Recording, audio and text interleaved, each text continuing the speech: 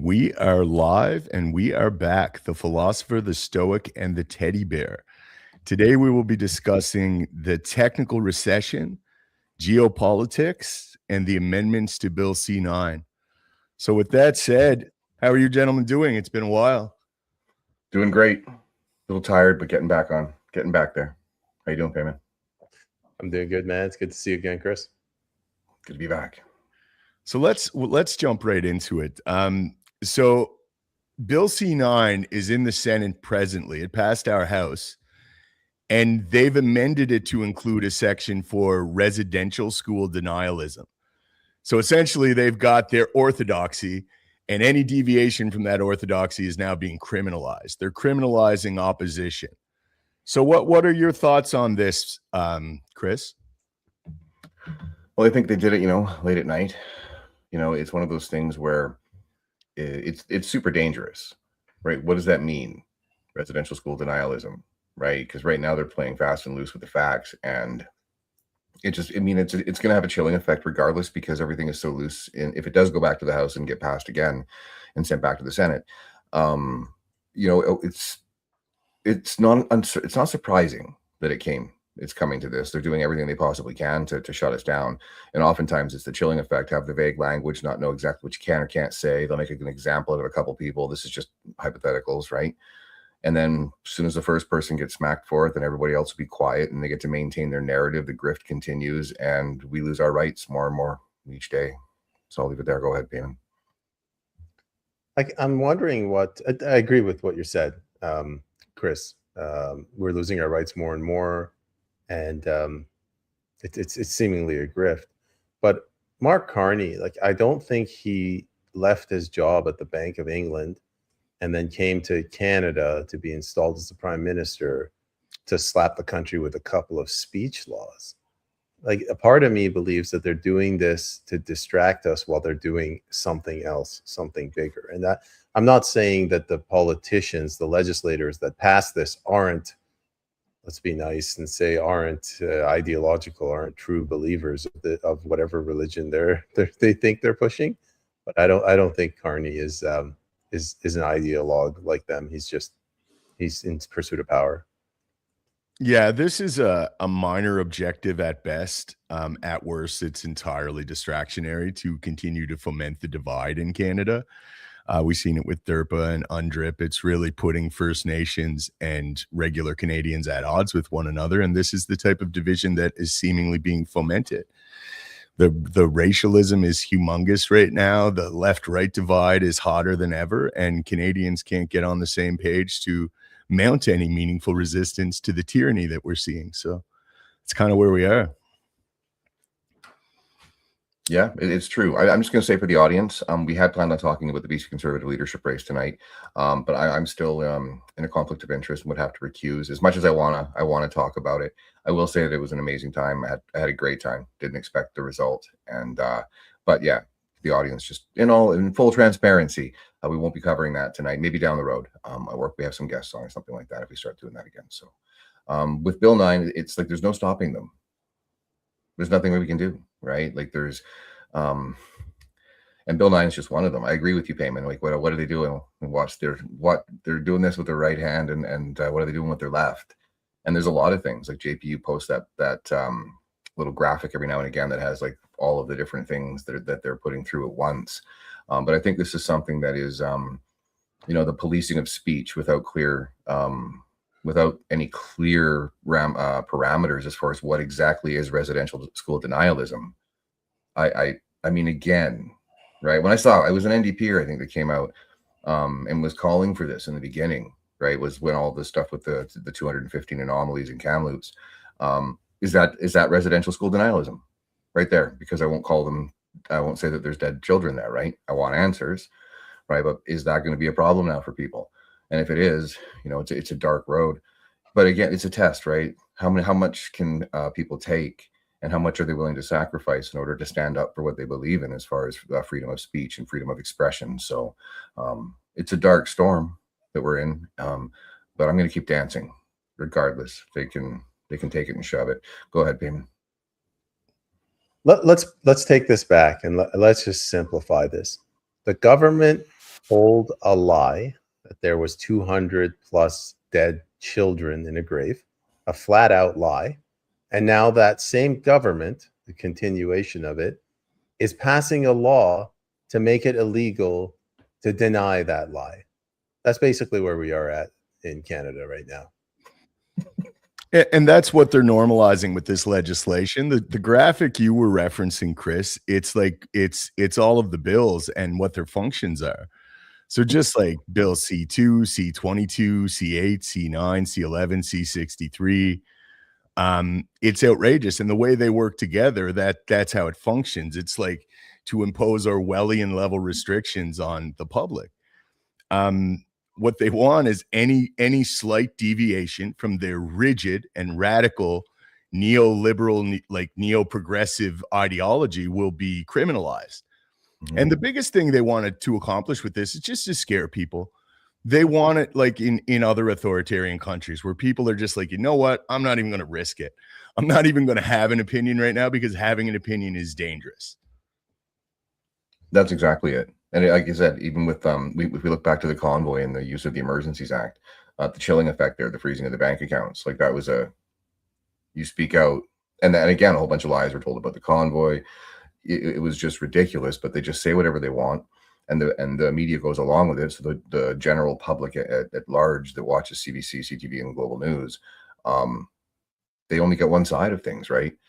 And so we're in a situation again here where this is going to pass. If it does, we'll see, because the Conservatives can't stop it, right? So if I believe it's going to pass, go back to the Senate and get royal assent, and then that in itself will be a chilling effect. Like I still think, if they hadn't frozen bank accounts, we would have seen way more protests, because a lot of what Trudeau did, Carney carried on with. Yes, it was the mandates and the backs passes and all this stuff that really got people off their couches and into their trucks. But I don't know what it's going to take. And even then, still, what does it mean in the end, right? If you go out and you protest and they smash us again, I want to say, the convoy did accomplish something. I think that, the world was lit on fire by it, just as far as seeing Canadians not being, well, we were still polite, but we were still standing there in defiance of clearly tyrannical policies and an insane leader. So it's scary. Right, to look at that and see, as soon as you start self-censoring yourself because you're fearful of either getting your bank account frozen or being thrown in prison, I think we might have a problem in this country, people. Is that going to be enough? Go ahead, Peyman. There's something about crazy people that behave in a crazy way that ordinary people like us, we can't understand. So, I mean, if you look at the Chinese Cultural Revolution, like they try to get the children to denounce and to turn in their parents. And I think the 1984 had a sort of a similar theme, denouncing the pleasure of, being intimate with your partner. So these things that don't make sense, they're just there to tear down society. How are we doing that in Canada right now? Well, look at the NDP convention. Like they're claiming that they have points of privilege. One woman, with Dumbo ears is, sorry, the power went out. She's like gender confused. If you look at what the NDP was doing after the referendum, they said that they called them MAGA, the referendum, the Alberta people, they were MAGA. And now they're trying to do the same thing with the First Nations thing. Like they're trying to cause chaos and they're trying to tear down society. But for what? Like, what are they trying to push us towards? Yes, that NDP conference was like the intersectionality Olympics to see who was more oppressed. It was something else to behold. It just goes to show how ideologically captured that specific party is. But yeah, I agree with you, man. I agree with you entirely. It's the division and it's the pace of everything, right? Like you don't even have time to come to terms with one thing and then the next sensational thing is happening. Like it's causing chaos and confusion. People don't know where to start to approach this, and at the same time it's the division, and we all get captured by it. We're all tragically susceptible to falling for this, and once we start interpreting Canada through out groups and in groups and we start trying to think tribalistically, like we're losing. We've lost already. We've been divided. Yeah, I think in many ways I agree with you. I think that there's something to be said about the like you said, they want us in a continual anxious state, right? Which is really bad for your nervous system, is really bad for your health overall. And so they just keep hitting us and hitting us with things one after another. So you never really know what's going on and you can't keep up with it. And it's been like 5-6 years of this. It's been longer, but when the world was inverted in 2020, it's been consistent. Every couple months, even in 1 month, you'll see 2 or 3 things thrown at us, and it's all about that, is the division. And I think, one of the things that I can say about this election was the amount of grassroots people from all over the place, all over the province, young, old, different demographics coming together in a true populist sense. And so do I know what comes next as far as okay, is everything going to be fixed and rosy? That would be gaslighting BS. No, we have hard times ahead. But what I found was that, if you use just this election as an example, was the coming together of people who focused on one mission, right? None of the other stuff mattered. There was one of those things where if we can ever do that, come together, and it's the same way in every province, is political party the only vehicle that can be done by? No, right? There's a lot of other ways you can community organize locally so that you're not enduring that anxiousness and that nervousness and uncertainty on your own. And I think a lot of people are still, we saw that doctor that took her own life after 6 years. She just had enough. She was suffering from illness. I'm not sure if you saw Dr. Cotton, I think was her name, Christine Cotton. I'd seen her. I wasn't familiar too much with her work, but if you read her post, it's no accountability for what happened in 2020, and so everything just kind of keeps building and building and building to the point where people don't have any hope.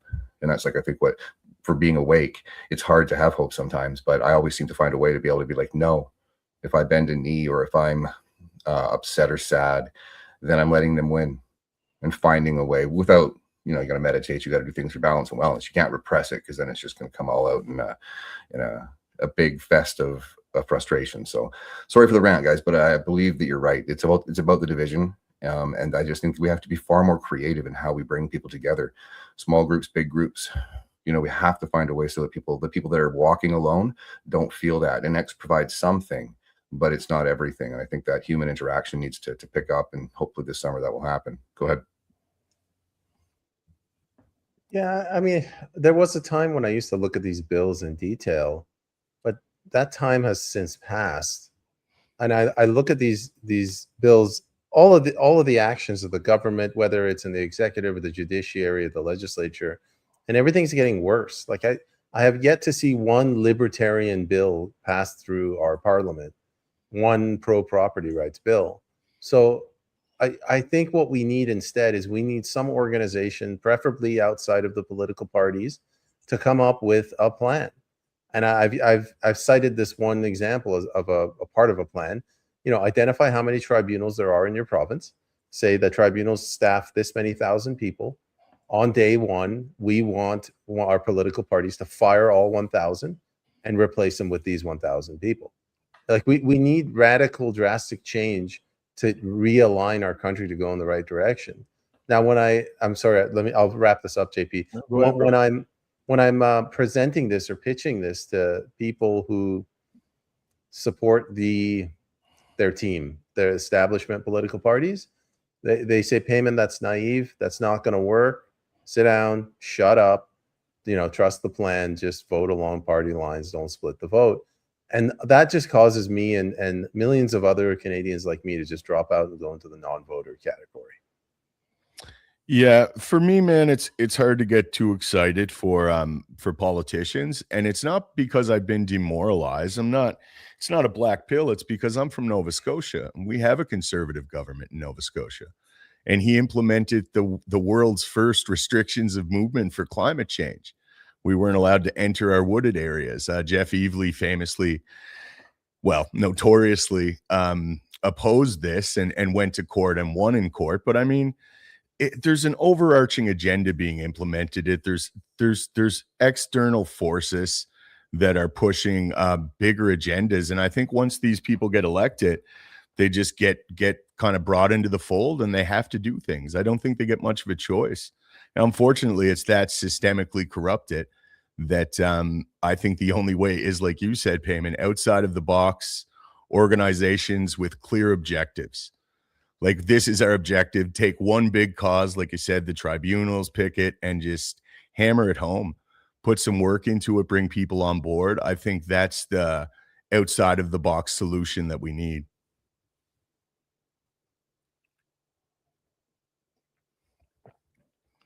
You're muted, bro. I agree. It's like you need to be able to have the ability to put pressure on the political parties to be able to get things done, right? Because right now there's like that, it happens, right? It's like I don't split the vote, lesser two evils. You got to vote for this or that or that guy, right? But in the end, it's what happens when they get elected? Do they actually do what they say they're going to do? And that's where we've been in this cycle of it. It doesn't often happen where we actually get the person that was elected. We don't get the same person.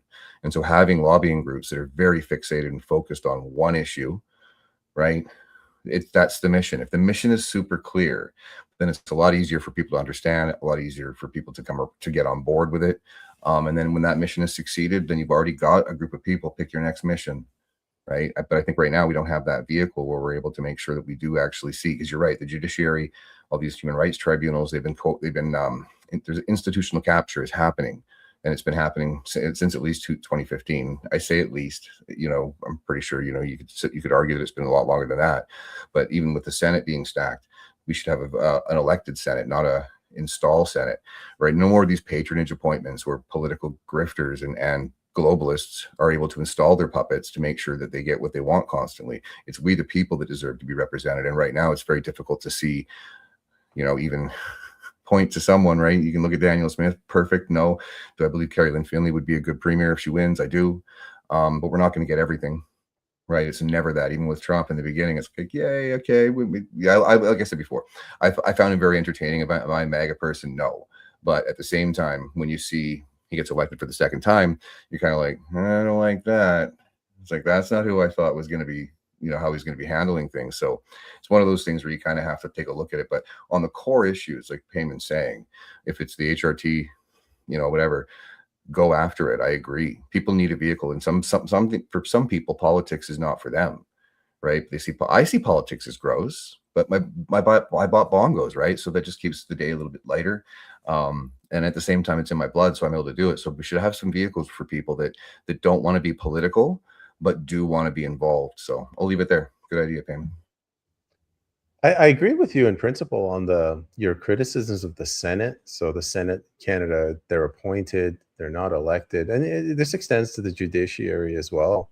But like, if we were to sit down and talk about everything else that's wrong with Canada, man, this would be like a 24-hour marathon show, because, I don't have to tell you, Kris, like, the bureaucracy is out of control. And I go back to what I was saying earlier, like the people need a mechanism to organize. Traditionally, we call that mechanism a political party, but like whack-a-mole, every single time we've created an institution to take back our government, the powers that be, swoop down, they co-opt it, and then we have to move on and we have to make another one. And we need like an all hands on deck with, Bruce Party at the head, and just organize the crap out of this and come up with a game plan. Like, here's our 50-point plan for every single branch of government at every level. Here's who we're going to fire. Here's who we're going to throw in jail. Here's who we're going to hire. And then, go to politicians to get them to implement it. Yeah, it's definitely a good idea. And again, man, I feel like such an old cynic now, but like, I mean, Canadians just can't get out of the don't split the vote mindset, right? It's like, we don't want those dumb libs to get in again, right? It's like, it's so much bigger and broader than this. And that's the only way I think we can approach it, is by education, advocation, and groups would still be technically political. They just wouldn't be affiliated with political party. There's, many ways you could approach it for sure. But just to go back to kind of the core topic, this Bill C9 being amended with the residential school denialism, it's like, it's wild where what we're about to enter into. And Canadians are so divided, apathetic, or complacent, that they don't realize what this means and the ramifications of it. There's a very popular saying. It's like, whatever you allow your government to do to others, they will eventually do to you. And I think like a lot of Canadians that aren't paying attention are going to just wake up in the middle of a Soviet style system and not know where they are. That's how close we are to like real tyranny. Yeah, I agree. I think it's going to take,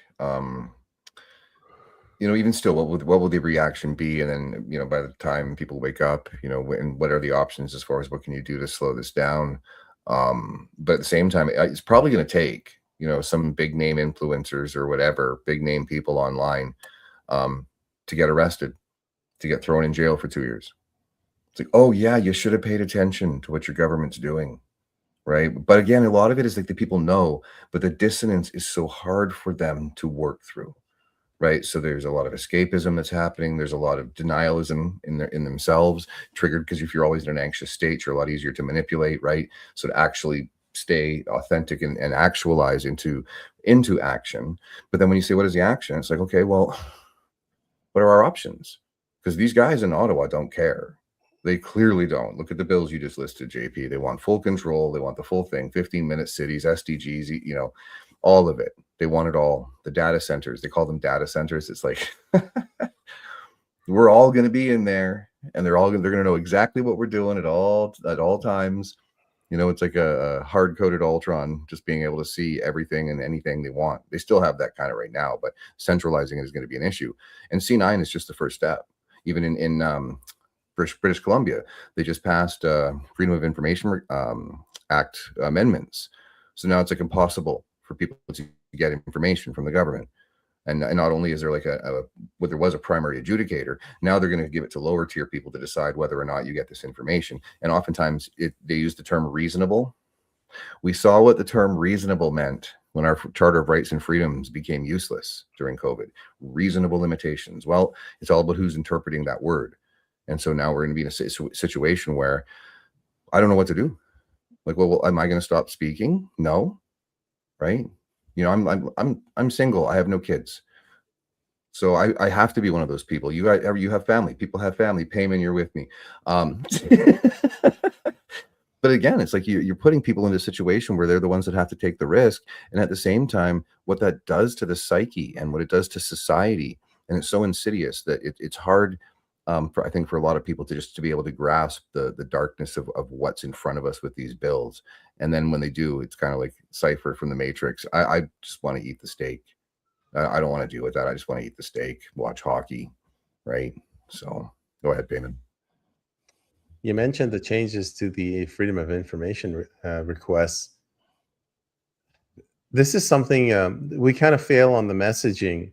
So earlier you were complaining about the appointed senators, right? Now you're talking about the lower level bureaucrats making the decisions for FOIA. Those are appointments as well. But this is not like an appointment in a business when we call it, employment, like when you're hiring somebody and you're putting them in a position and they're doing a job. These are people that are specifically appointed because they have a certain worldview. I won't even say a certain ideology. Like this is no different than if the three of us wanted to hire people for the government of British Columbia and we only hired men. There's absolutely no difference. If we only hire men because they think like us, there's no difference than appointing people to these positions because they think like Progressive Carney. And they go into these positions and they deny FOIA requests when you come in and you ask, I want these vaccine decision-making information for these, and they'll say no. Somebody else comes and says, Peyman said something racist. I want FOIA on his emails. Like, yes, sir, right away. We'll get that for you. So this is a huge problem. It's happening in the FOIA department. It's happening in the tribunals. It's happening in the courts with the judges. They've weaponized our legal systems against deviating from their orthodoxy. It's selectively imposed upon people relative to their political leanings, and that has a reflexivity to it. Because what that does is that emboldens the other side. That emboldens people on the right to be more militant in their approach, and the dialectic rages on, right? the only way to approach something like this, these just egregious violations of our civil rights and civil privileges we have in Canada, would be mass organized, nonviolent noncompliance. Everyone at the exact same time take to social media and do the thing that they're trying to make illegal, like entirely together, like set a time, organize it, schedule it. We all deny residential schools, even if you don't believe in it, just for the principle of free speech. Like, even if you do believe that there's bodies in cameras, just for the principle of it. Like, people don't understand what they're giving away because they're so tribalistic, they're so divided, and they want to impose their orthodoxy on the other side. And it makes them radically blind to what's occurring. And it's like I said with that cliche quote, like, whatever we let them do will be done to us. Like, this is just how this stuff works. The government's not known to give power back to the people. It only goes in one direction. So, I mean, we really have some waking up to do. Before I hand it over to you, Kris, I would like to take a moment to appeal to the audience. We're very suppressed in the algorithm. So if you guys can share this, it's very advantageous for us. I forget the format, guys. Did we take some questions after each topic? We were doing that before. We started that. Yeah, we want to go to some questions. Is there any? Funny comments. Clown World says, trust the plan. I think she's being sarcastic. Gary. Trump said recently. He made a big thing. Just sit back, relax, and trust the plan. Did he end it with baby? Official White House trust the plan, baby. Post. Gary's got a really good comment. I nominate Peyman as director of Doge. You can be the deputy director, Gary. I like it. I would second that for sure. Look at how fast Doge was shut down, though. Elon and team were in there. There was some things coming out. Meanwhile, X was wide open with real free speech with reach too. Yeah. And then all of a sudden he gets a black eye. He gets an award, and he just worships God Sod and fuels racial division on X. That's all he does. And I'm dead serious. Go to his account and scroll down. Every second post is him saying how brilliant God Sod is with his late 90s new atheist bullshit. And everything else is just fomenting whites. Like, you know what I mean? Like, look at this. It's rage bait. It's racial rage bait. It's shocking. He used to like actually have a voice and was doing things. It was like he was very aggressively put in his place. Yeah, I noticed that. Like, sometimes this stuff comes up in my. It's actually, I've been shocked at a few of them even today. I can't remember when it was. Oh no, it was. He just says yes, right? Because with his reach, right, he just quote tweets something with the word yes, and it was showing that I'm not sure if you guys saw that kid that was stabbed in the cops. The video was released. What's his name? Nowak, I think was his last name. And so I think his picture was in there. The lady that was stabbed on the train. Like, it's just all of these people in the comment. He was fomenting it. I mean, it's one of those things where it's like, yeah, we're seeing this. There's a pattern clearly forming here, and there's a double standard out in there. But we don't need to be being more divisive with it. Right. That's the last thing we need. We need to actually have adults come into the room, people with morals, ethics, compassion, empathy for both sides. I don't care what political side you're on, what religion you are. Right. I don't want to. If I was in charge, would I want to? I'm conservative. So I want to put a whole bunch of ideologues into the infrastructure so that if a lefty asks a question, that they don't get their answers. It's like, no, if you're governing, yeah, you may be of a ideological or a political party, right? But you're also the leader for everyone, and attacking and dividing is the only thing that we've seen on steroids, right? Over the past, for a long time. But it's one of those things where it doesn't matter which direction you look, it's nothing but division and hate. And so we got to try and stay above it, but it's hard when you see these things. Yeah, Henry Nowak, the entire Western world and Europe is talking about it. Yeah. And there's huge protests, people showing up. It's going to be, it's ridiculous. I watched the video and the kid was saying, I've been stabbed. And the cops are just standing there. They did kind of like a little bit of a touch over. He said he couldn't breathe. Like, it's so sad. A young kid. I don't know if he had a family or anything like that. It's like, my God, guys, do your job. Like, the person says they're stabbed, right? Get their shirt off so you can actually do a proper scan, right? The lack of humility, the lack of empathy there, very sociopathic behavior, just a total disregard for the life of this young man. And you know, and then it takes one of those, it pops off, everyone gets upset. Will there be any changes? I think the cop was allowed to resign. You know, whoever was in charge on that site that didn't actually take care of the welfare of that young man deserves to go to prison, in my opinion. Go ahead, Peyman. And there was a time when the cops were actually trained how to disarm people. I can't remember who told me this story, but this is like, I don't know, in the 90s, the 80s.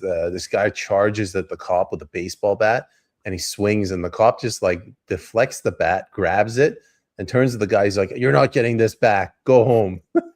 It was like nothing.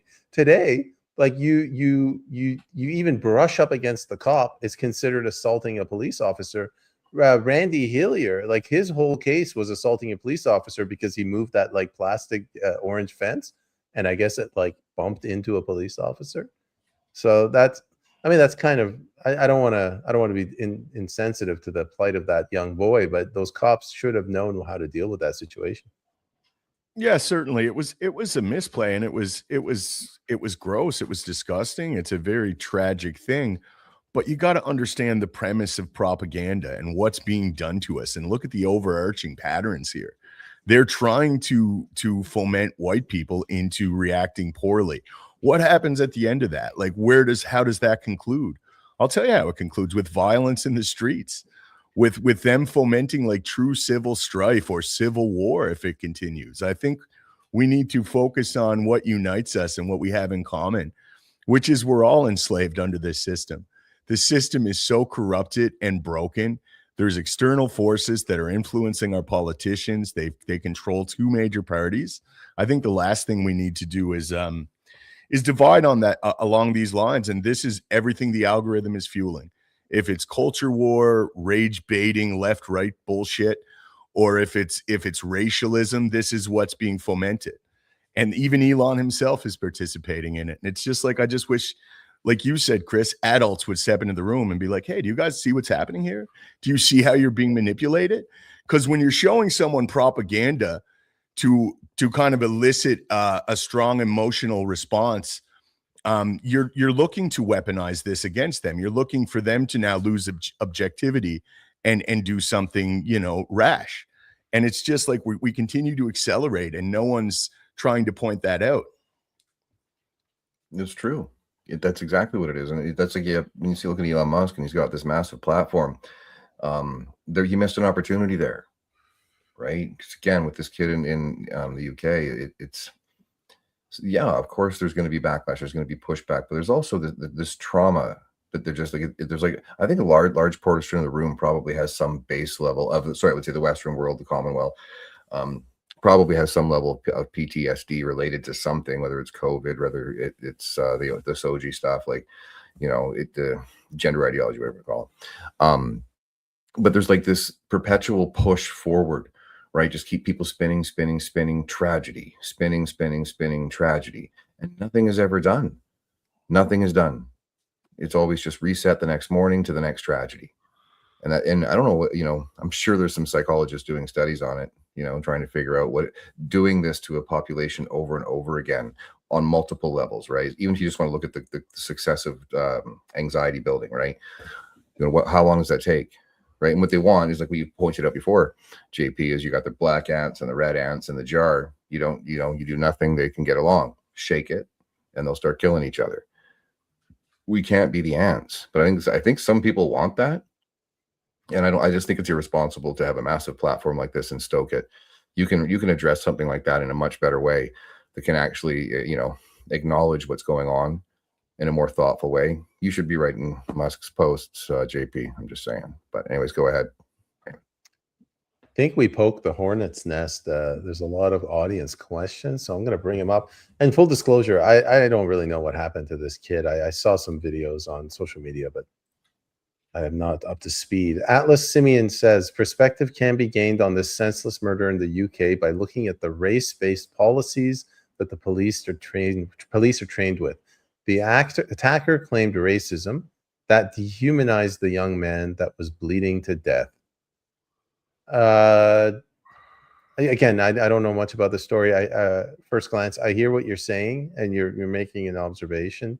So I'm not criticizing you. I guess what I'm trying to say is the police should be better trained to look past that. I think that's absolutely accurate. And these policies, this anti-white rhetoric that's everywhere now, white people are constantly put to struggle sessions, land acknowledgments, acknowledge your white privilege. We're taught that we're irredeemable, colonialization, every horrible event that happened in humanity's history is attributed to white people. At the same time, there's radical demographic replacement in our countries. I get it, man.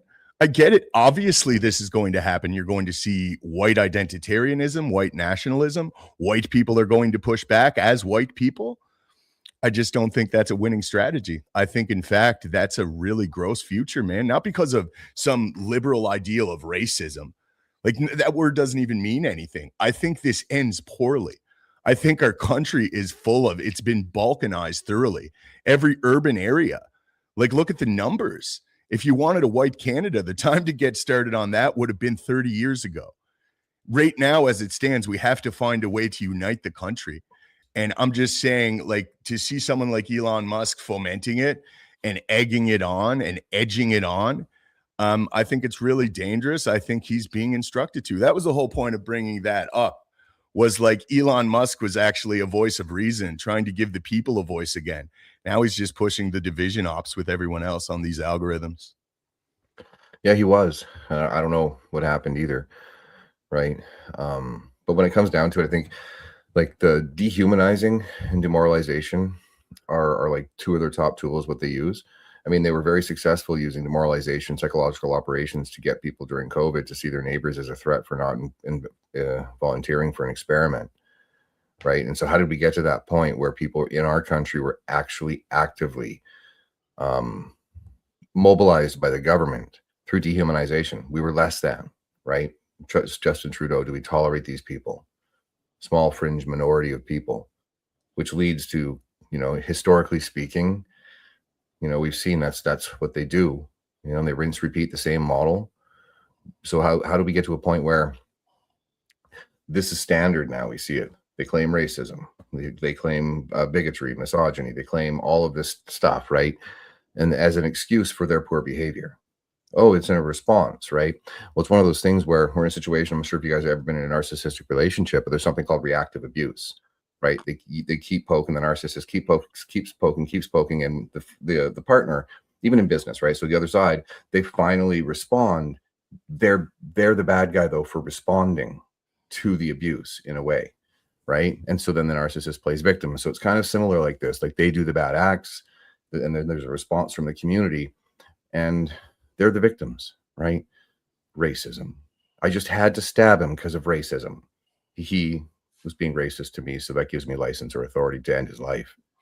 It's sick, you know. But the dehumanizing one is one of the most dangerous ones, because as soon as you get a group that is okay with dehumanizing or seeing people as less than, or a social group as less than, that is the most dangerous waters you can get to in a society. And I'm thankful for the convoy, because I had no idea what direction that was going. So anyways, go ahead, Peyman. Got another comment. The next one's from Alice Not Woke. What about the guy stabbed to death by a Kirpin? It's that weird knife of the Khalistanis or Sikhs in Starbucks in Vancouver for telling him to not vape in front of his daughter. I don't think he was charged either. Now, I don't know if he was charged, but that video was recorded and it was shown live. Like you could see the father bleeding out. That was horrific. I remember. I think all of this is horrific. I think it's egregious. I think it's disgusting. I just think we have to think about how we respond here, because the reactive route is going to be exploited by people. That's what they want. This is an agenda being implemented. It's a strategy of tensions. They know what they're doing. It's like color revolution tactics being utilized domestically in the West. That's exactly what it is. So that's my major contention with it all. I have the same feelings everyone else does. Like, I find it repulsive. But I think we have to think about how we react to it, because that they're looking for us to just blindly react. And these things, that's how these things escalate. That's how these things make people become something unrecognizable. That's how you start dehumanizing people, by seeing them as an out group. That's the major way that happens psychologically with people. So, I mean, I just want people to be hyper cognizant of that. Yeah, I agree. And that video was one of the hardest videos I've seen to watch. and no one was helping him, right? He's looking around and nobody. There was people, but no one came to even stop the bleeding, to put pressure on it, and he's like, again, young father, right? And everybody else so self-interested, selfishness, fear. It's like, as a society, it's like, are we brothers and sisters, or are we all just individuals that only give a shit about themselves? Sorry for the language. I couldn't have stood there and watched that guy bleed out. How does that even possible for you to sit there and he's looking around, looking for help, and not a single person stepped up? How terrifying that must have been for him, his daughter right there. So, I mean, that's Vancouver, right? So I don't know. I would think, it depends on where you are, but we've lost our humanity in so many ways, right? And if he wasn't charged and thrown in prison, that is just beyond disgusting. Without accountability, it only emboldens people like that to do it again. Without accountability, it's license. We've got the hantavirus, right? Without accountability, they'll do it again. And I just feel so bad. I saw that video going around again, but I quickly scrolled past it because that was a very hard day for me. So not as hard as it was for his family, but yeah, it's sad. Go ahead, Peyman. Another comment from Clown World. We didn't know about the story until now, over 2 years later. Is this true? Again, I'm not following this. Is that it? I don't know what that's in reference to. The boy in the UK? Yeah, I'm not sure. The kid in the UK died 2 years ago? Henry Nowak? Yeah. I don't know. Clown World, if you could clarify that in the comments, please, would appreciate it. Zork Kuckberger, interesting name. The officers were trained in diversity and climate change. That's a good one. Yeah. Yeah, they should have been trained in actual law enforcement, and maybe they would have done something. I agree. Clown World says, yeah, sorry, I meant the story of Henry Nowak. That was 2 years ago? That can't be. Really? Okay. I believe it, man. They suppress this stuff. They're very. It would have taken a while to get the body cam footage out. Yeah. That's crazy. Now, this is the world we're entering, man. Like, it's something very unrecognizable. But there's the AI cats are fantastic. That's why your graphics card, the reason your RAM is so expensive is because of that. Here's a good comment from JT. I used to have the utmost respect for police. Hell, I wanted to be one at one point. Now I'm on the same side as the bloody NWA. Man, I also had this. Now we're going back to the 90s. I did have a lot of respect for police. It was this sense of community policing, and it was a meritocracy. Like, I'm sorry, but you had to be a man. Like, most of these female cops, they could just be completely knocked out by one like average dude. But they were tough. They were trained well. They didn't just pull their gun because they panicked because a toddler was running in their general direction. Whereas now they're just power hungry. They're dressed like military. They're scary, man. Like, I cross the street whenever I see one. Yeah, it's I still have respect for police, and there's a lot of really good police officers still in the mix, but they have to be aware. Like, if you find yourself being the tip of the spear for an authoritarian government against your better judgment, your morals, and your neighbors, and you're trying to validate this or justify it by saying, well, it's my job. I mean, that's like Nuremberg. I was just following orders. It's like you're still culpable as an individual for your behavior. So just keep it in mind. Don't let this government, force you to do things that go against your better judgment. That would be my advice. I think that's reprehensible. There's no excuse for that. And I was just doing my job. Certainly doesn't cut it. Yeah, I agree. So I used to want to be a cop as well, too. One of my first mentors in grade 12 was a former beat cop in Vancouver who's pretty well known, Whistling Bernie Smith. Right. And just after going through that, I was just like, okay, he said, why don't you look at that? Right. I didn't because of I didn't have my French at that point in time. I think you need to have French to be with the RCMP. Plus, I also just, it didn't end up happening, but I thought about it for a while. I love the idea of being there, a sense of duty for your community. But now, I agree with JP. You can't use a broad brush. There's still a lot of good people in there, but the standards have dropped severely. It's unbelievable how bad it is, in my opinion. Not everywhere, but again, seriously, that size of a budget, for all these police departments, and that's who you're hiring. Really, is it diversity, equity, and inclusion? Maybe, there's, because corruption exists everywhere, and I think that if you are, like JP said, following orders, that's why I think one of the things I'd like to see changed in Canada is having elected constitutional sheriffs, like the States has, where they are loyal to the Constitution. We need a better Constitution, obviously. But I'm not saying 51st state, so don't go there. But at the same time, everything is so manipulated. So constitutional sheriffs that have a mandate and the officers that are underneath them, the same thing. You are loyal to the Constitution, period. None of this, having the ability, like down in the States when the COVID stuff was rolling out, it all depended on where you lived. I knew a whole bunch of people that the constitutional sheriff did not enforce mask mandates, did not allow any of the BS to go on, because it was unconstitutional in their minds. But they were given that authority because they were elected by the local people. Their job was to protect the people's rights. In Canada, it's all just fall in line, or if you fall out, you get kicked out, right? So go ahead, Peyman. I just want to comment on the Nuremberg thing. The Nazis, their defense wasn't just, I was following orders. Some of them were very specific. They're like, well, I had a mortgage. I had a mortgage to pay. What am I going to do? Lose my job? And they're saying the same goddamn thing. It's my job. Take it up with your legislator. I'm just doing my job. I got bills to pay.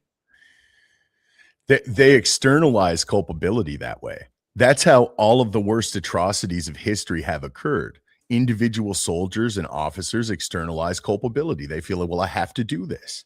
But that's my broader point. You don't have to do that. It's your soul.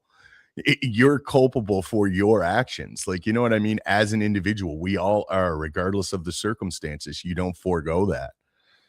But with that said, gentlemen, we should probably switch topics. We had a few in mind. We'll do a little less on the other two. But topic 2 was the technical recession. So, I mean, we're in a recession.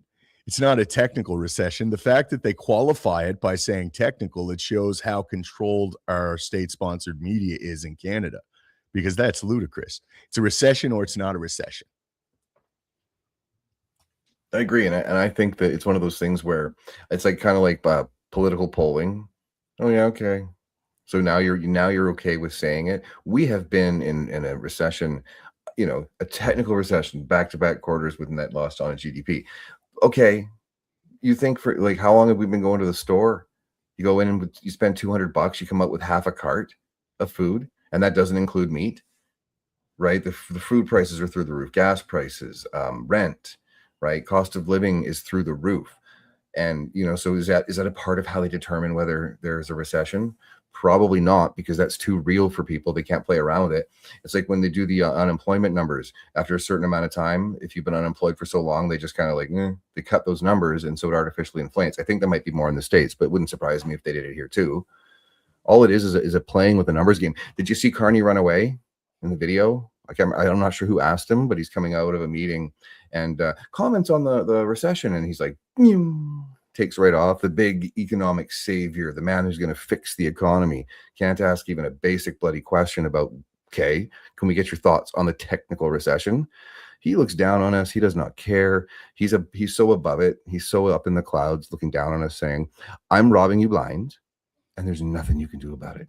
All my friends, we're all going to be rich, and you guys can have you guys can all eat bannock and rice on the North Penticton beach with Kris. So go ahead, Peyman. Yeah, that phrase is it's absurd. It's like that other phrase that they use in economics, negative growth. What the fuck is that? Negative growth? Like you mean decline? Like the economy's in decline? It's a technical recession. I'm like, well, what's a non-technical recession? But they, you got a focus group. They come together and they're like, Mr. Carney, we've decided that if we do this, it'll confuse the people enough. And Pierre Poilievre, he'll bite and he'll try to run with it. And, they'll like, this is going to die over. Like everyone's going to be talking about this one word technical, and the left is going to mobilize behind Carney, and they'll say, oh man, look at those conservatives. They're being finicky about one, the definition of one term. and I won't go anywhere. And it just makes me sick. And this is why I've given up on the political system. I just want to grab Pierre Poilievre and shake him and be like, what the hell are you doing, man? Like, you watch our podcast, listen to my like 10-point plan, go after the tribunals, do this, do that, do your goddamn job. He knows what he's doing. He knows what he has to speak to.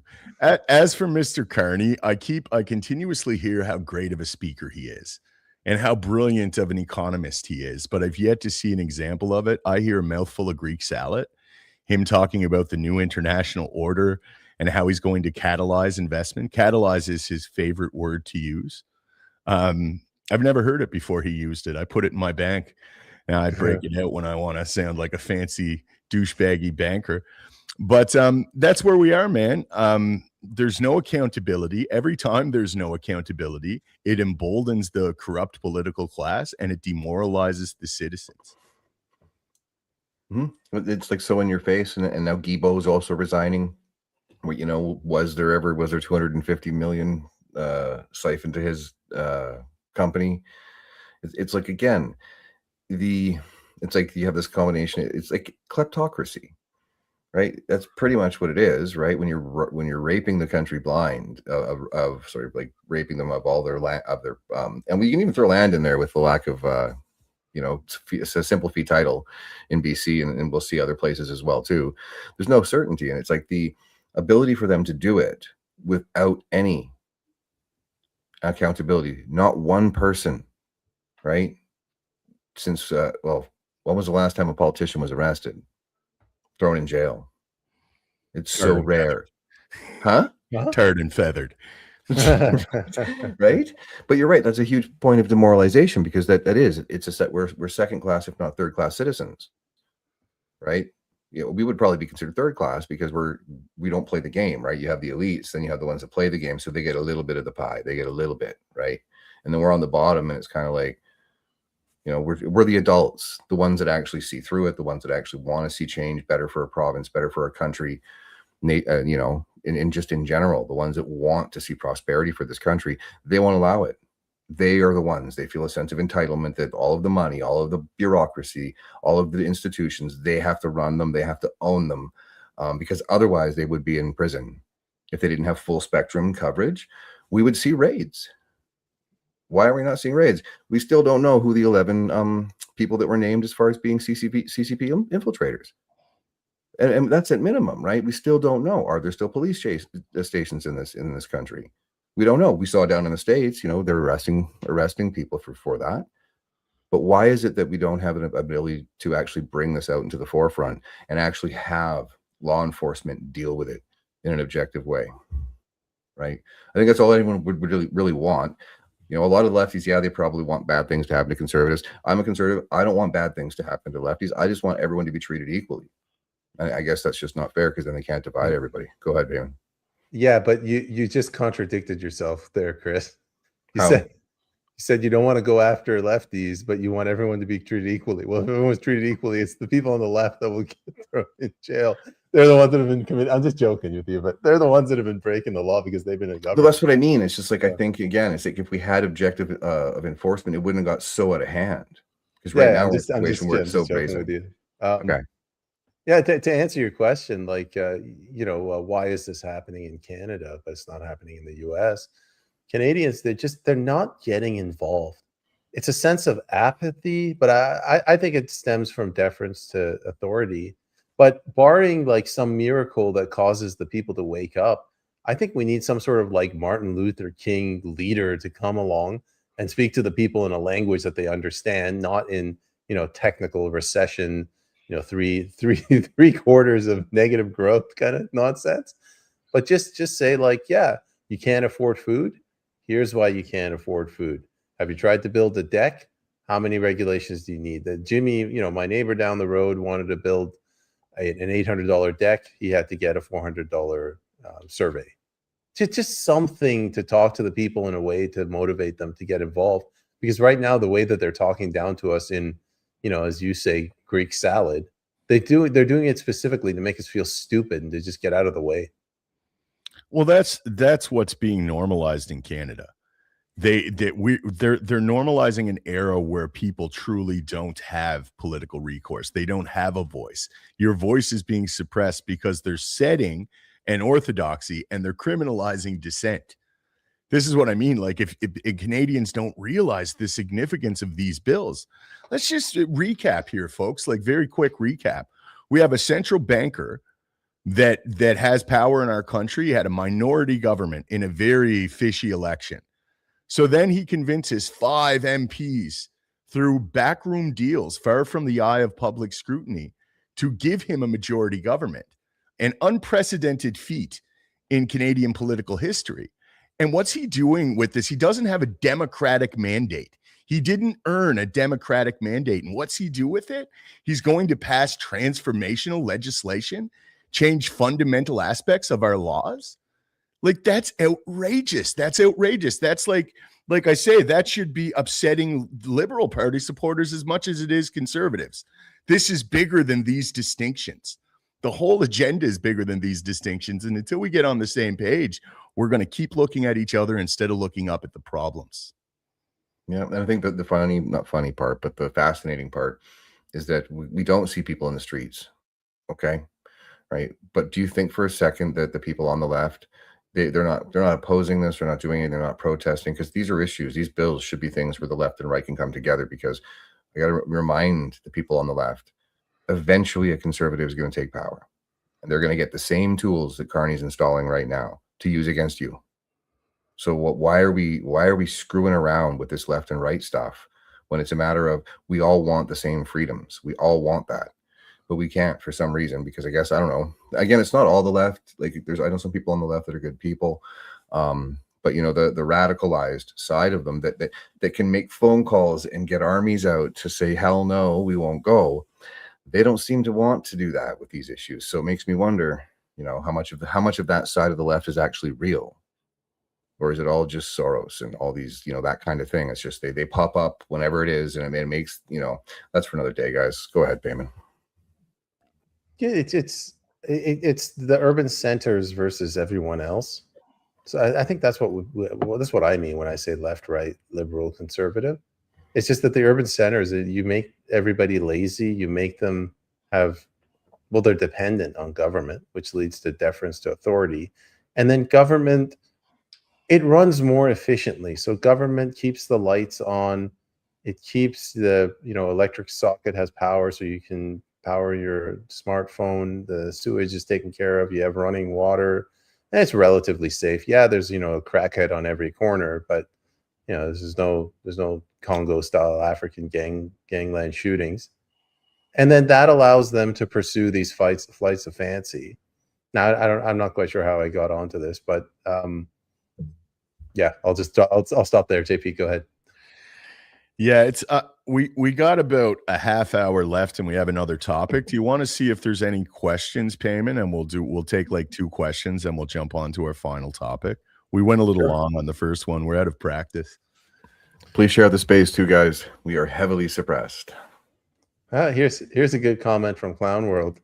Well, technically Guilbeault was arrested, then became a politician. The order was wrong, but one of them did get arrested. It's like being a popular hip hop artist. If you did some time in the clink, it adds to your credibility. Yeah. So if you've been arrested in Canadian politics, that gives you one up because they know you're a criminal. Very true. That's street cred. If you killed 3 people, you're eligible to be governor general. Johnny Tightlips. Brookfield is thriving though, guys. Elbows up. Yeah, I wonder if Brookfield is positioning itself to be Canada's BlackRock.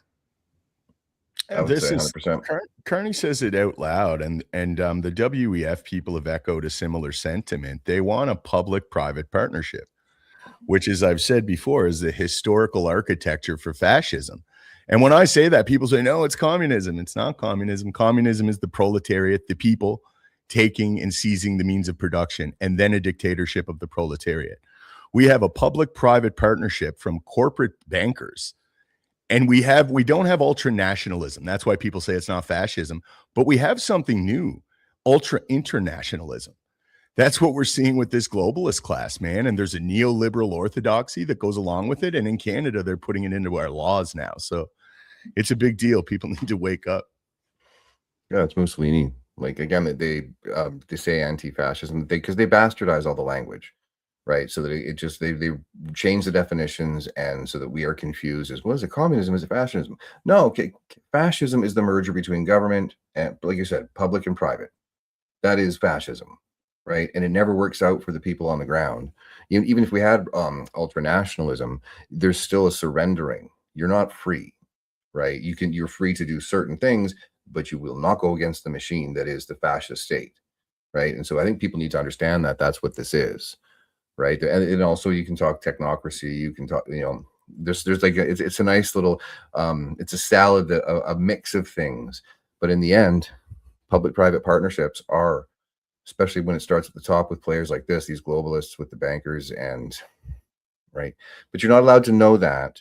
And I guess you're a racist if you say it. I'm not sure. They'll label you something if you start talking too much like an adult. Go ahead, Peyman. That was really only one question. We got another one. Gary asks, do you think they're grooming Wab Kinew, World Economic Forum young global leader, for prime minister? I know they floated the idea around right after that he confronted Danielle Smith. So I would say yes. You're muted. I was on a roll not doing that for weeks.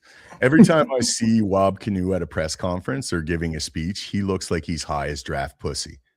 He's quite literally like totally Chinese-dyed and smiling and just making all of these arrogant, ridiculously low-resolution comments. And it's just funny, man. Like, if they're grooming him and he's going to win popular support, like, we're doomed. We're doomed if they even think that's plausible, and it very well could be. I mean, this is Canada after all. We're the most apathetic, the most non-involved, and poorly educated, propagandized people in the Western world. In Europe, they're ahead of this. No one's supporting major parties in Europe. They're supporting populist parties all through Europe. Marine Le Pen in France, the Alternative for Deutschland in Germany. There's two competing populist parties in the UK. But in Canada, it's still the red team and the blue team, man.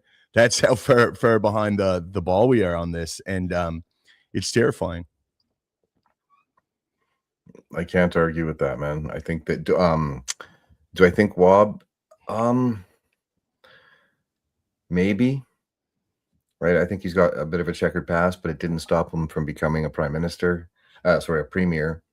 Right. And I think that he is, I think he's got the ability to swoon the nation, and that whole first Indigenous prime minister. Oh, I've got to get on board with that. Yes, we can, people. Like, how did that go in America? Right. Like, set the stage again for, I am, if that happens, I will laugh, because that's like permanent confirmation that we are in very deep trouble. And I think a lot of them laugh too. But again, I can't blame Canadians, because unless you're on here doing what we're doing and you're in the loop and you're putting the time in to learn, the government controls the media. So they don't get any of the information. So how can I be angry at somebody for being, I don't want to call them, there's some NPCs, but there's a lot of good people in this country that just aren't, they don't have access to the information. So they live in this false reality that is, they don't even realize is abusive. They keep going to the store and spending, it's Trump's fault that the food is through the roof. Are you kidding me? Right? Like but the news says orange man bad, elbows up, go team. And the next generations aren't going to be able to afford a house. The whole idea that, like, again, I don't yearn. It's not like a nostalgia for the way things were. My life, your life, growing up, that life could have been for this generation. That level of freedom, that level of ability to afford a house, to be able to have a car, to have it. If you don't want, if your wife does want to stay home, okay, fine. But the fact, 2 jobs, you can't even afford to have a kid. Some people aren't even having kids because they know they can't afford it. So that was taken from you. That wasn't something, the 1990s and early 2000s, they were great. You guys were so lucky. It's like, no, look at what has happened since then. They took it. It wasn't like this you guys could not have had the same kind of life growing up that we did. They took it from you and your kids. right? And they mock you at the same time. And it's tragic, guys. So, yeah, I'm a little bit passionate about it right now, frustrated, but go ahead, Peyman. I think we're done with. No, it's not my turn. JP, next. What's the next topic? We were going to talk about some geopolitics, considering we're on the brink of World War III on two active fronts. We have the negotiations with Iran that have fell apart again. Netanyahu and Trump had a big argument where it was leaked by Axios that Trump called Netanyahu. He said, "Nobody likes you. You're the reason everyone hates Israel," using some more colorful language. So that was a pretty big deal. And Israel said, Netanyahu made a post yesterday saying, "We will not stop attacking the enemy in Lebanon, regardless of Trump's peace efforts with Iran." So it's clearly being sabotaged. There's two interests in this administration. There's two interests in this conflict. One is Israel and one is America. And they're in very incongruous positions presently. At the same time, just to frame it properly and hand it over to you guys, at the same time, we have them poking the Russian bear. Like, they continue to strike Russia, drone strikes. The people in Russia are ready for Putin to make a real response. It's about to pop off. The French seized a Russian tanker. The French government, that's a lot of money. Like, Russia continuously takes losses and they're not biting back. So, I mean, they're just trying to foment World War III here. It's very obvious. Wow, am I out of the loop? I have been so focused on local politics that a lot of what you just said, pretty much all of it, I'm like, really, that's happening? Not good, Mr. Erikson. You got to keep your eye on the ball. Question: why is Israel attacking Lebanon? Do you know? Hezbollah is the argument. Okay. So they're literally leveling southern Lebanon, just like they did with Gaza. Oh, wow. I'm not equipped to comment on this. I don't. Again, every life is precious. So go ahead, Peyman. Yeah, I mean, we've been talking about this for a while now. I think it's just that these three things are happening at the same time. Like, America, at different periods in history, has attacked Russia. They've been attacking them ever since Putin kind of flipped in 2000, whatever it was, one. They have been sort of trying to confront China, and they have been consistently attacking Iran. It just so happens that those three things are happening all at the same time now. With Iran, it's obvious, it's kinetic. With Russia, it's indirect, it's a proxy war they're funding.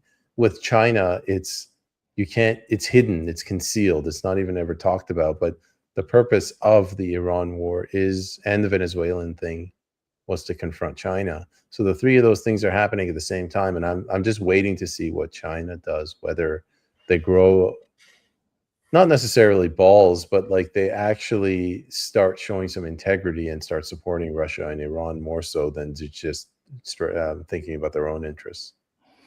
Yeah, it's like the chaos domestically is happening in all of our countries, and then there's chaos geopolitically. It's almost like we're being primed for a great reset. I don't know. It's, what is it, 2026? We got a few years, but I mean, we're in motion towards this. You got to break down the old world to build a new one. I think they want the post-World War III new world order. I think that's what they're aiming for. But it's like I said, man, there's very powerful interests that are pushing us this way. Every time there's a de-escalation plan from the Trump administration, it's sabotaged directly and blatantly. And then there's all this division within America. Like, there's a true populist faction breaking off of main MAGA, because MAGA's gone entirely neoconservative, entirely pro-Israel, and they're breaking off to the American First side. And it's just watching it all, the culmination of all these things, like I say, individually in all of our countries, and then zooming out and looking at the broader picture geopolitically. It's like, we are in a bad way, man. We really are up against the wall with all of this. Yeah, we are. It's kind of why it's like, yeah, I'll be a bit nostalgic because I'm in my late 40s. I've lived a good life, right? I've seen so much shit in my life that not a lot of things affect me, but I understand. I can remember what it felt like when I was first experiencing it. And so for the people that are awake, no matter how old or how young, it's hard. And it's like, there's nothing we can do to stop it, right? We can keep our eyes on it. I took my eyes off the ball for I think the last 6 weeks, I haven't really been paying attention to geopolitics. I have just been grinding away every day. But yeah, it popped my head back up again, and I'm like, when you mentioned the topics yesterday, I'm like, okay, so I kind of looked a little bit at it, but I just didn't have time today. So you guys are educating me on it. At the same time, there's like always those splinter factions, right? Populism is one of those things that just seems like they're scared of it because of the amount of effort they put in to try and stifle it, to try and shut it down. You know, just to give you an example, right? Like from the campaign, it was big. You know, it was the establishment versus populism. We can kind of just on the baseline of how campaigns were run. The one person that came in second spent a lot of money, right? And on the other side, you had a lot of boots on the ground.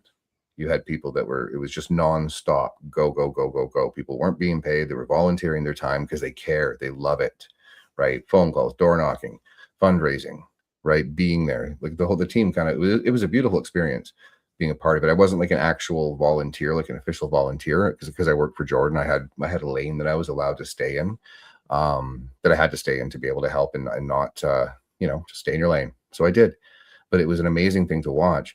But there's still at the same time, like we said earlier, it's like if there's a splintering off in MAGA, well, what do you expect if you don't stay true to people? Like, they get enough, they've had enough, and they'll splinter again and again, right? So it's sad, but like I said, the biggest part for me that bothers me the most is that there's like a human toll to it. The political game is so swampy and so disconnected to what's actually happening on the ground that I do a little bit to help every day, but I'm a nobody as far as being in the political game. But compromising my principles is not going to happen. Selling out is not going to happen. So I just figure, okay, do what I can. But I feel for everybody in this country and in the Commonwealth that has had to endure this without any acknowledgement. It's happening everywhere, and these politicians just keep doing it, keep screwing everybody over, and with reckless abandon for the welfare of their people. So go ahead, Peyman. Sorry for the long one. No, that's fine. This is kind of sidestepping Iran, and I just want to pick up on what you said. You were speaking to the election that just happened in BC, and we don't go into details, but I'm just looking at it, and I agree with you that one candidate received heavy amount of funding, and it was pretty obvious the endorsements that this individual received. And then the one that won, as you're saying, it was more grassroots. I don't know. I wasn't there. But I'm looking at this, and I see it going in one of two directions. Either it will be actually populist. It will be what the BC Conservatives should have been if Rustad and the executive board hadn't just screwed it over, hadn't just turned it liberal. Another way is we could go down the same path of rinse, repeat. People put 3 months of their effort in. They rally behind a leader, and it goes nowhere. We kind of saw this with Daniel Smith. Like, she's completely abandoned that movement. We saw it with the 2025 election. We saw it with Rustad. I'm not asking you to comment. I'm just speaking out loud. That's fair. I'm not going to comment, though. So with that said, guys, we got about 15 minutes left. I think we should dedicate the last to questions on any of the topics of tonight. I will take a moment, though, while you look through some questions, Peyman, and appeal to the crowd. Please give this a like and a share. Subscribe to our accounts. It's under our names there on the screen. Even go as far as send this to someone who you think might enjoy this content. We're very, very suppressed in these algorithms.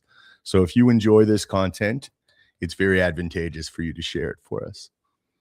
For $199 a month, you can get a subscription you can give to a loved one. You get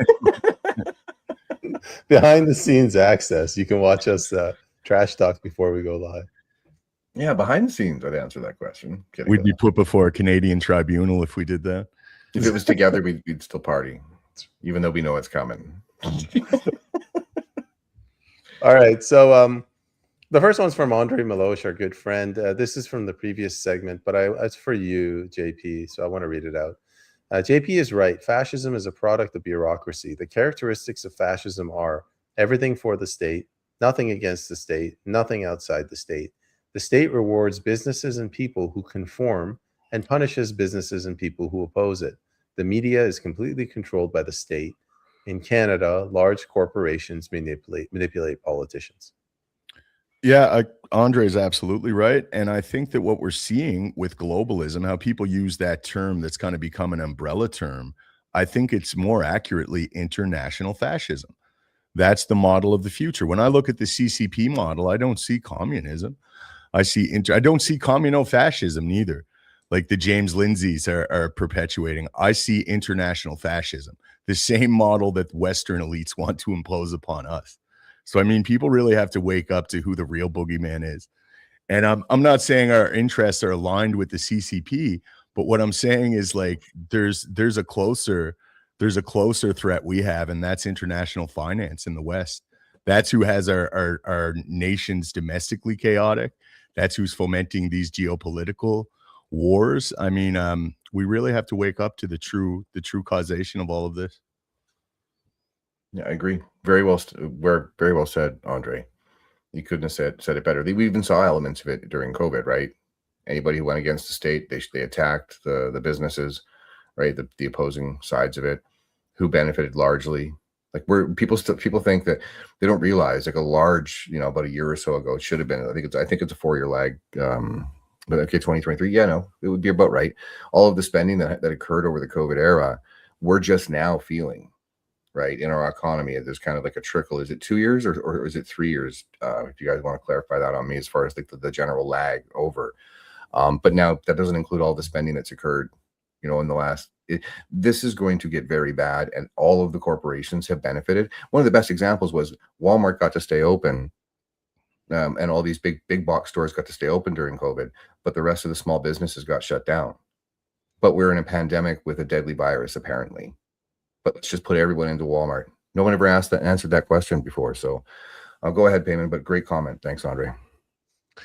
There's a lot of good comments, so I'm going to be a little bit more discerning here. Here's one from completely and entirely unacceptable. In elementary school, we learned populism was mob mentality. First of all, that's impressive that they taught you that in elementary school. That word, that's a big word. But I heard a friend of mine said the same thing. She said, like, I don't want any of this crazy populism. This was before the 2025 election. I don't know where this belief comes from. Maybe it's this this Canadian, don't disrespect the status quo, slow and steady. Let's just do whatever the government wants mentality. Yeah, it's populism. They say, like, if you look it up, it's frequently associated with demogography. Like we would have a charismatic demagogue, like a Hitler or a Mussolini, that could rally people, and we're just the uneducated masses, and we don't know what we're doing, and we'd be manipulated through this form of government. In the modern era, populism means something entirely different to that. It means outside of the established political party system, which is just horrendously corrupted and captured by larger interests. So, I mean, it's I understand historically how populism was characterized, but just like other words, like these words, especially in this current climate, are very malleable, and they're umbrella terms. They're utilized. There's conceptual polysemy. Look at diversity. When you hear diversity, it means quite literally absence of the perceived racial hegemon. It means absence of white people. So we really have to be careful with a lot of these words. And populism as a pejorative is a big problem, because that's like it's essentially, it means what's popular as well. So I mean, that's kind of democracy, isn't it? I'm fascinated that they were teaching somebody about populism in elementary school. That's great to hear. But yeah, it's one of those things. You look at it in who's the mob mentality? Who's the elbows up group? Right? Is that populism? No, that's not populism at all. That is mass formation psychosis with the intent to, that can be mobilized at any minute, and it's kind of terrifying. When we saw that again, it's just like, is this real? Is this AI? No, it's not. It is actual human beings that take their orders. Somebody says elbows up, and millions upon millions of Canadians are like, okay, govern me harder, daddy. So go ahead, Peyman. Thank you for the comment. We got another good comment from Andre Malosh. The U.S. Congress is about to pass a law that would merge the U.S. military and the Israeli military, including their entire technological infrastructure, granting all U.S. advantages to the Israeli military. Do you believe this constitutes a coup in the United States? I don't think this constitutes a coup. I think there was a coup a long time ago. And we're just seeing the consequences of that coup. Now, I mean, like 2008 is one. The loosening of the laws, like Glass-Steagall under Clinton, the changes to the finance laws in the U.S. I think we're at the end stage of that. It's just everything has been escalating, and I thought it was bad during COVID, but it's getting worse and worse. And I can't believe this is being passed. There's another law in the Congress that puts a kill switch in all cars made in the U.S. after 2027. They can just shut it off. The Clarity Act that makes stable coins basically like you're buying treasury bonds. I don't understand what's going on. I'll leave it there. Who was the last president that wanted AIPAC to register as a former lobby?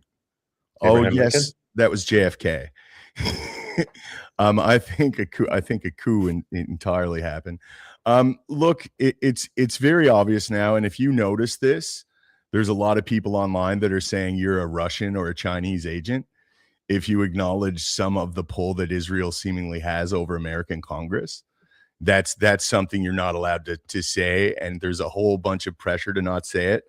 The best way to indicate what a psyop is when everyone's pressuring you not to talk about it. That's the best indication of it. So I think that's specifically the stuff we should talk about. And yeah, I think it's egregious. I think it's obviously undue influence, and I think it's a big problem. And this is what the populist side of MAGA is waking up to. Yeah, I don't think that any like when we look at Canada as well, I don't think that any foreign nation should have that kind of influence. Not at all.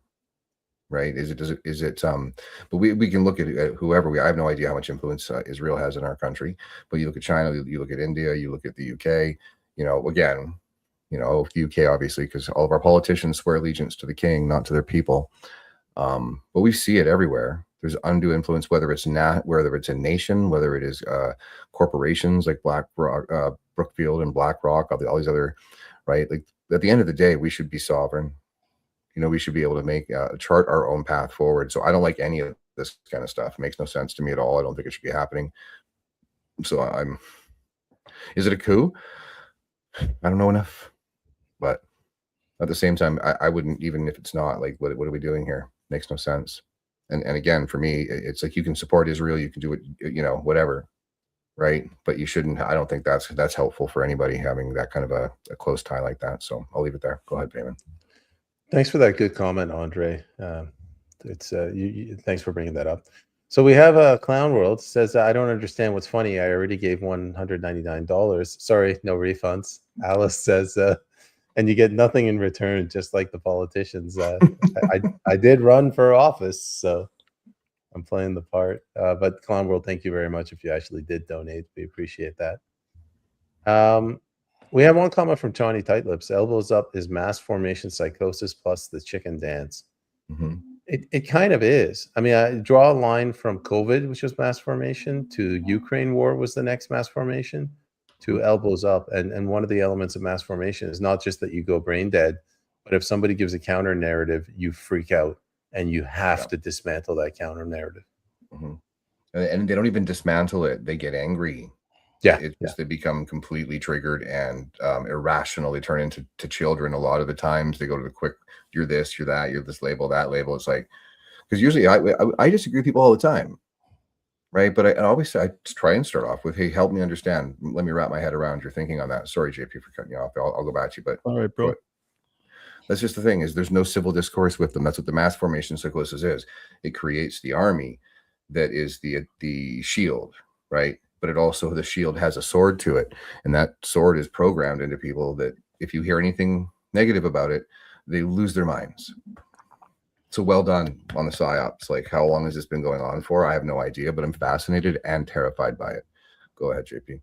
So that's what it is, though. It's a psyop, a psychological operation. A mass formation psychosis. It's known now in the literature as mass formation. But this is an emergent psychological response done en masse to a fear stimuli. And they can hyperfixate on a narrative. They derive security from the narrative. So like you guys were saying, anyone who deviates from that, they attack with vitriol, and it creates a mob mentality. But what elbows up was a psychological operation, which is different. Like a mass formation happens naturally in relation to the fear stimuli, where this is like it was a psychological operation. You had Trump talking about the 51st state, and then you had Carney referencing the whole hockey thing and elbows up, and it was lame as hell. But it just goes to show the efficacy of this tribalism and these psychological operations. And we're in them, man. It's like I say, we have color revolution, strategy of tension operations going on in the Western democracies. The Western democracies, I should use quotations when I say that. Yeah, democracy, it should be written with like an upside down D or something.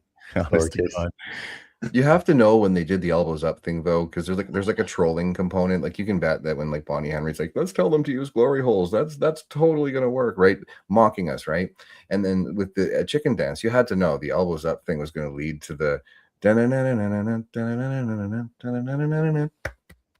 it's brutal. And seeing Carney and them do it too, it's just like the level of cringe is off the charts with it. And they know that the people that are awake looking at this are going to, you know, I think there's an element to it of it's a psyop of control. At the same time, they want to see what they can get people to do. Like, how far can they take this? Because they're bored sometimes, I'm sure. So they have these, like, because they get a ton of data of it, how many people are out there with their elbows up, how many people are pouring out their Crown Royal because of the tariffs. Like, again, like for them, I think it's a lot of data collection and a lot of just evil, right? Can you imagine being sitting down around the table for the Health Canada, whatever nonsense? Okay, glory holes, and that actually they move forward with it. Like, seriously. So elbows up again, they were probably laughing about it because no one, again, if it's elbows up, they're talking about hockey elbow penalties and stuff like that. Yeah, I get it, but that's also a penalty, right? It's illegal within the confines of a hockey game, and you're talking about America, by the way. This isn't a hockey game. This is a juggernaut that we're on the border with. So sorry again, long-winded. It's been a while. So go ahead, Peyman. Yeah, I mean, if they call another election, I think it's going to be assholes up the way the economy's going. And they'll probably keep him in, right?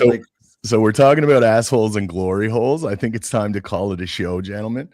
And there was no liquor involved in this episode. That's right. Totally sober too. It just goes to show the level of class we have.